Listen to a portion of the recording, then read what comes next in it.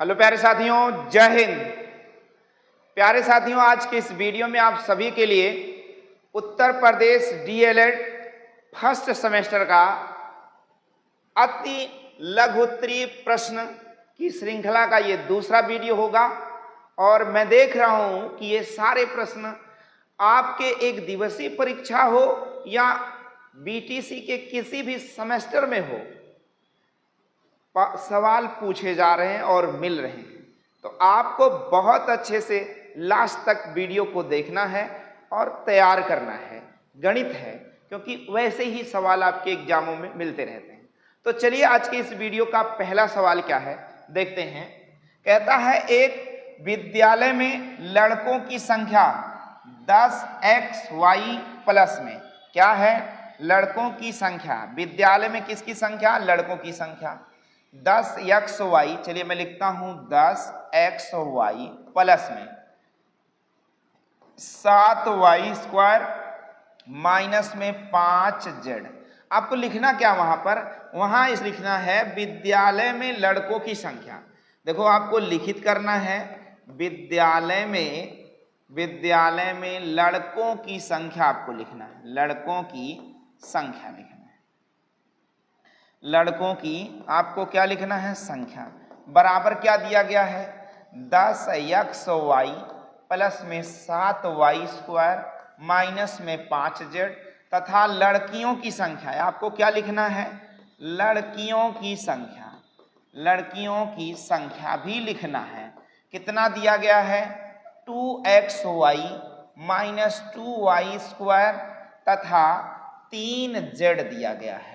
कितना दिया गया है? 3z दिया गया है। तो ध्यान दीजिए, कह रहा है कि कुल छात्रों की संख्या ज्ञात कीजिए। तो आपको क्या करना है? योग। क्या करना है? जोड़। तो सबको जोड़ना है। तो जोड़ का चिन्ह लगाओगे तो कोई चिन्ह बदलेगा नहीं, सीधे आपको जोड़ लेना। 10 2 12xy, 7 में से 2 जाएगा तो प्लस में आएगा 5y²।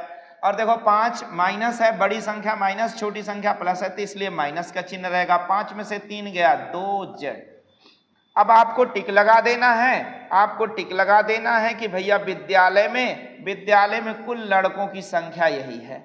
विद्यालय में सभी लड़कों की संख्या क्या है? यही है। ये आपका पहला सवाल हो गया। इसका स्क्रीनशॉट ले सकते हैं। जैसे भी सवाल आपको मिल रहा है वैसे मैं आपको समझाने का प्रयास कर रहा हूं। और इस टाइप के सवाल बार बार घूम कर आपके एग्जाम में पूछे जा रहे हैं, तो ऐसा ना हो कि आपका गलत हो जाए और आप इन सभी सवालों को हल कर डालें। इसका स्क्रीनशॉट ले लीजिए एक बार, उसके बाद आगे चलते हैं। चलते हैं अगले सवाल की ओर। अगला सवाल कहता है, दूसरा सवाल कहता है हल कीजिए। क्या करिए? हल कीजिए भैया, हल कीजिए। अब क्या हल करना है? अब देखो समीकरण हल करना है। कह रहा हल कीजिए क्या? ये देखिए क्या लिखा है? 20 प्लस में क्या लिखा है भैया? 20 लिखा है प्लस में मझला ब्रैकेट 9 माइनस 5 माइनस में छोटा ब्रैकेट 6 माइनस 4 फिर मझला ब्रैकेट। तो इसमें मैंने कल आपको बताया था बीबोडमास या बॉडमास का नियम लगाना। सबसे पहले ब्रैकेट को हल करना। आप लिखोगे 20 धन इन ब्रैकेट 9 माइनस 5।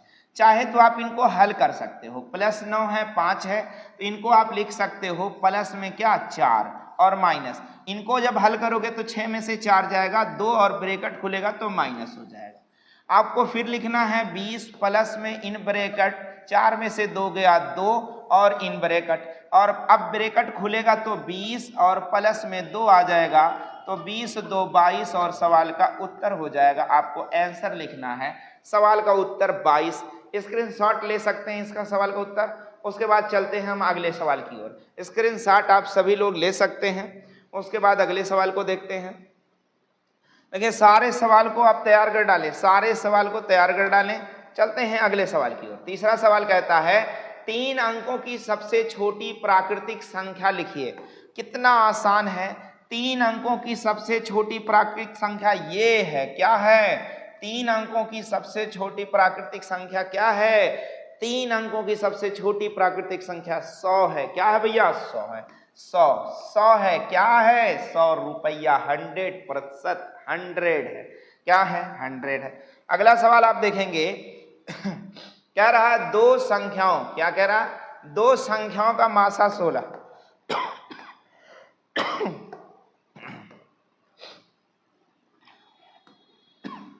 दो संख्याओं का मासा 16 तथा उनका गुणनफल 6400 है, तो उनका लासा ज्ञात कीजिए।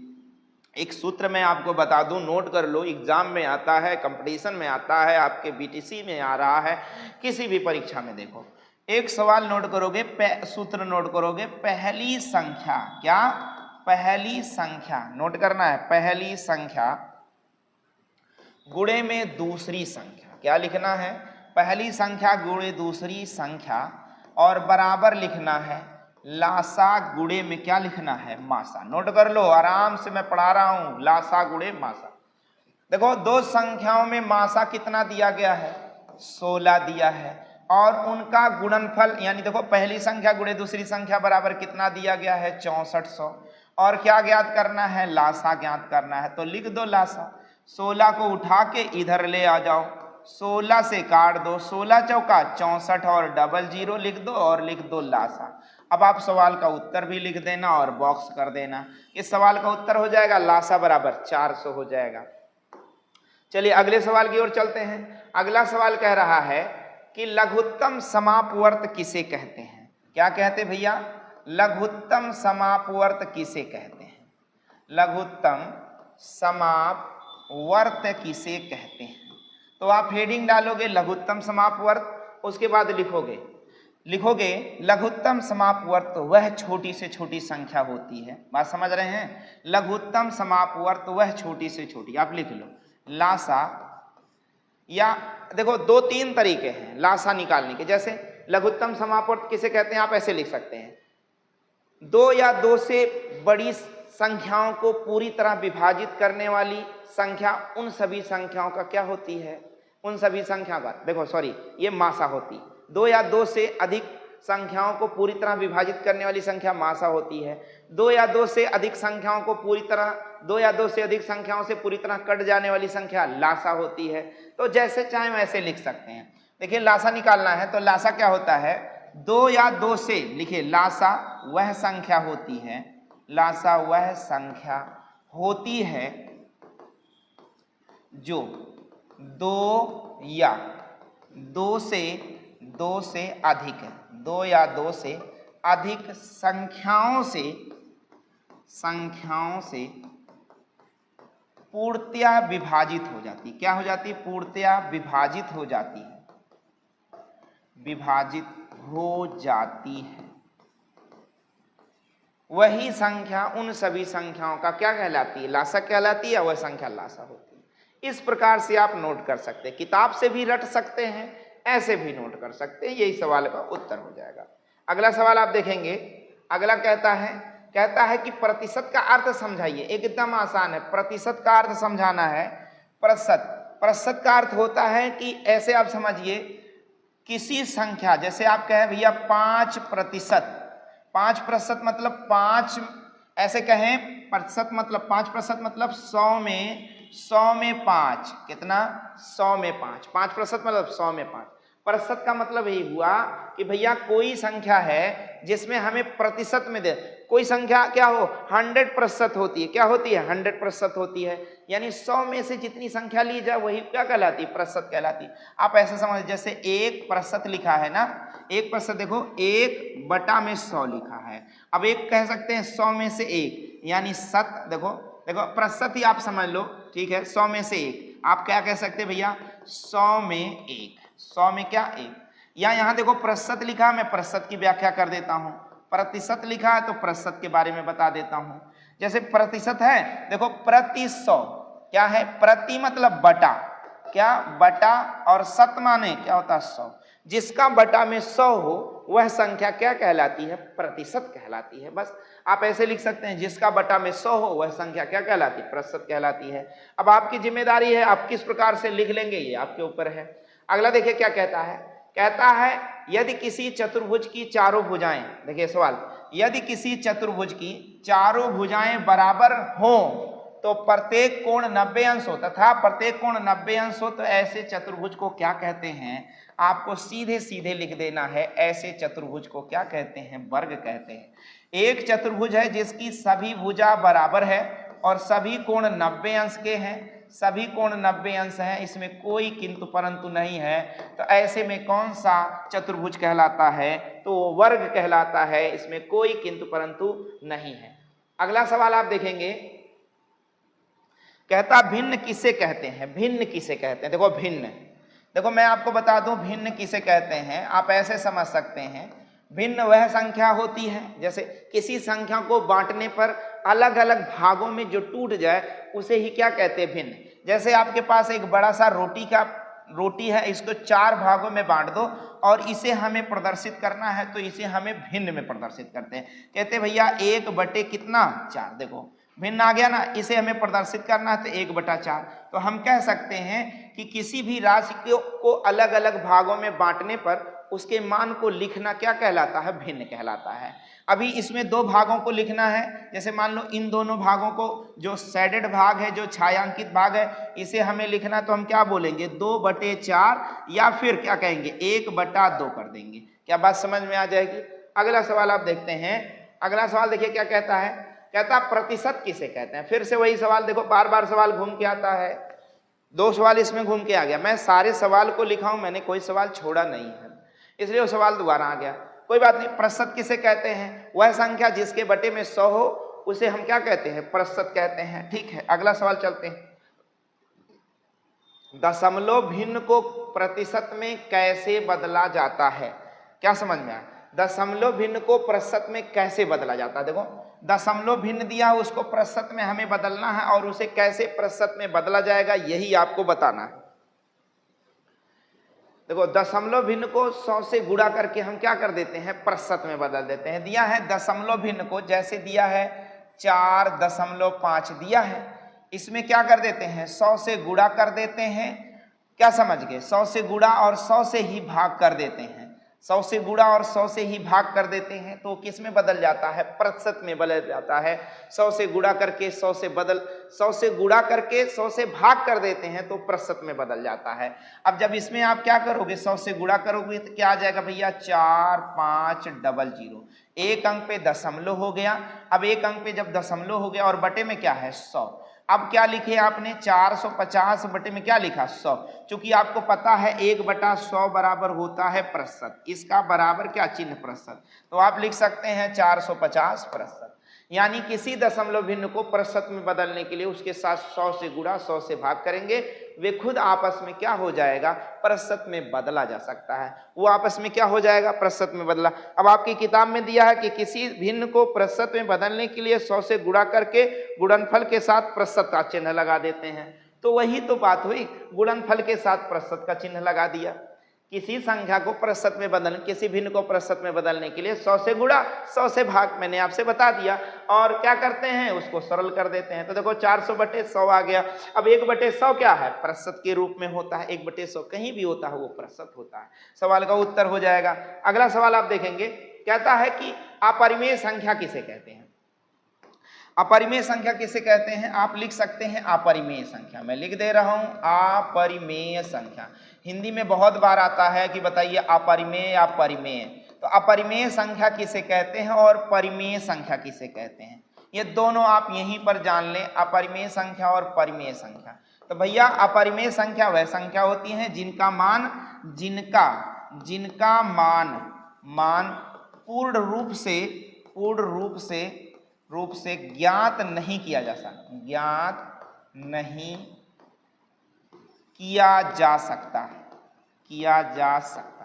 जिनका मान पूर्ण रूप से नहीं ज्ञात किया जा सकता है उन्हें क्या कहते हैं, अपरिमेय संख्या कहते हैं। परिमेय संख्या वह संख्या होती हैं जिनका मान, क्या भैया, जिनका मान पूर्ण रूप से ज्ञात किया जा सकता है, पूर्ण रूप से ज्ञात किया जा सकता है, उन्हें क्या कहते हैं, परिमेय संख्या कहते हैं। बहुत बार आपके एग्जाम में एग्जाम्पल दे देता है और कहता है कि बताइए पाई क्या है। पाई क्या है तो आप क्या बताएंगे, पाई क्या है तो आप बताएंगे, पाई एक अपरिमेय संख्या है। रूट 5 क्या है तो एक अपरिमेय संख्या है। रूट 6 क्या है, रूट 6 क्या है, अपरिमेय संख्या। वह संख्या है जिसका मान नहीं ज्ञात किया जा सकता या दशमलव के अनंत तक आता है, वे सभी संख्याएं अपरिमेय संख्या कहता है। और जिनका मान पूर्ण रूप से ज्ञात किया जा सकता है वे सभी संख्याएं परिमेय संख्या कहलाती हैं। सभी प्राकृतिक संख्या परिमेय संख्या होती है, ये भी नोट कर लो। जैसे √4 है, इसका मान क्या होगा 2 होगा, तो देखो 2/1 लिखा जा सकता है, या इसका मान पूर्ण रूप से है इसलिए ये संख्या क्या है, परिमेय संख्या है। नोट कर लो। अगला सवाल आप देखोगे, अगला सवाल कहता है कि समप्राकृतिक संख्या किसे कहते हैं। अरे भैया समप्राकृतिक संख्या किसे कहते हैं बता दो। समप्राकृतिक संख्या वह संख्या होती है, आप लिख लो समप्राकृतिक संख्या। समप्राकृतिक संख्या किसे कहते हैं तो ध्यान दो, नोट कर लो। समप्राकृतिक संख्या वह संख्या होती है जो दो से पूर्णतया क्या भैया, 2 से पूर्णतया विभाजित हो जाए, 2 से पूर्णतया विभाजित होने वाली संख्या क्या कहलाती है, समप्राकृतिक संख्या कहलाती है। समप्राकृतिक जैसे 2, 4, 6, 8, 10, आगे भी इसी प्रकार से आप क्या कर सकते हैं, लिख सकते हैं। अगला सवाल आप देखेंगे, अगला सवाल है विषम प्राकृतिक संख्या किसे कहते हैं। देख लीजिए, नोट कर लीजिए। अगला क्या है, विषम प्राकृतिक संख्या किसे कहते हैं, तो ध्यान दीजिएगा। विषम प्राकृतिक संख्या किसे कहते हैं सभी लोग, वह संख्या, आप फिर से नोट करेंगे, क्या लिखेंगे, विषम प्राकृत संख्या। तो आप लिख लीजिए विषम प्राकृतिक संख्या वह संख्या जो 2 से विभाजित नहीं होती है, जो 2 से विभाजित नहीं होती है, उसे हम क्या कहते हैं, विषम प्राकृतिक संख्या कहते हैं। जैसे 1, 3, 5, 7, 9, 11 आदि भी सभी संख्याएं क्या है, विषम प्राकृतिक संख्या है। अगला सवाल आप देखेंगे, कहता क्या है, कह रहा है कि एक दुकानदार के पास 60 कप थे। कितने कप थे भैया, एक दुकानदार के पास 60 कप था। कै कप, 60 कप। 60 कप रखा है वो। अरे भैया 60 कप है, एक दुकानदार के पास कितना कप है, 60 कप। अब 40 कप उसके बिक गए, तो 40 कप क्या हो गए भैया, उसके पास घट गए। अब शेष कप कितने हैं उसके पास, तो शेष उसके पास 20 कप बच गए। अब कहता क्या है कि कुल कितने प्रतिशत कप बिके। भैया 40 कप बेचा है कि नहीं बेचा है। देखो जब भी प्रतिशत मान ज्ञात करना होता है तो प्रतिशत में क्या होता है, बिक्री बटे प्रारंभिक मान। आप लिख सकते हैं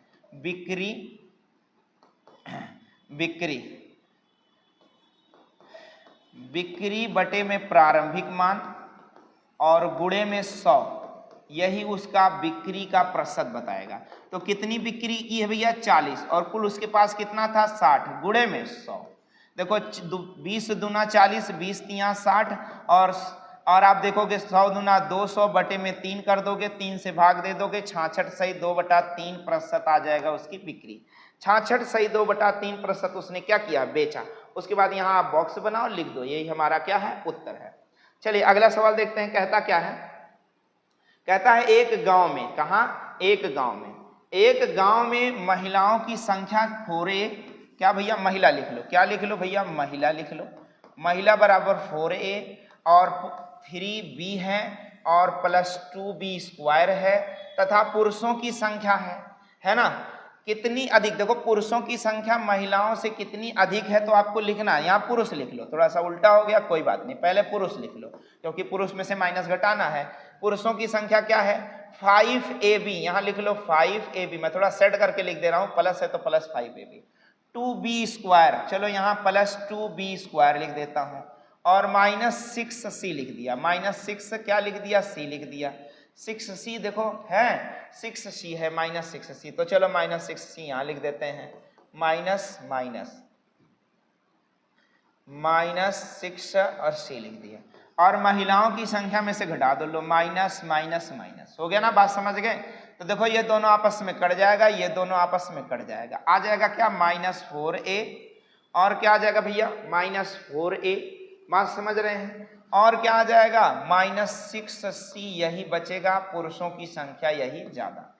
यही पुरुषों की संख्या कितनी है, ज्यादा है, महिलाओं की संख्या से इतनी ज्यादा है, और इसे आप टिक करोगे, लिख जाओगे।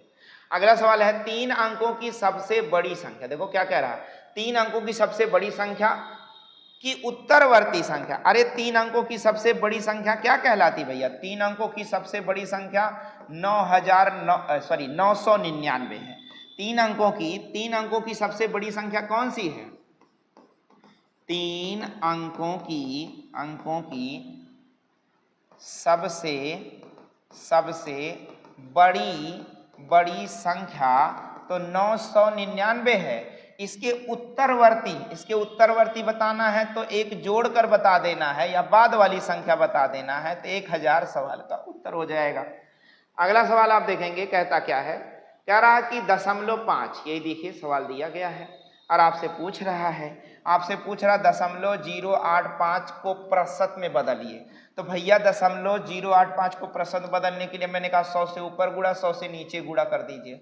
जब 100 से गुणा हो जाएगा तो ये देखो 8 5 के साथ 2 जीरो, क्या अंक पे दशमलव, 3 अंक पे, 3 अंक पे दशमलव लिख दिया गया, और बटे में क्या हो गया, 100 हो गया।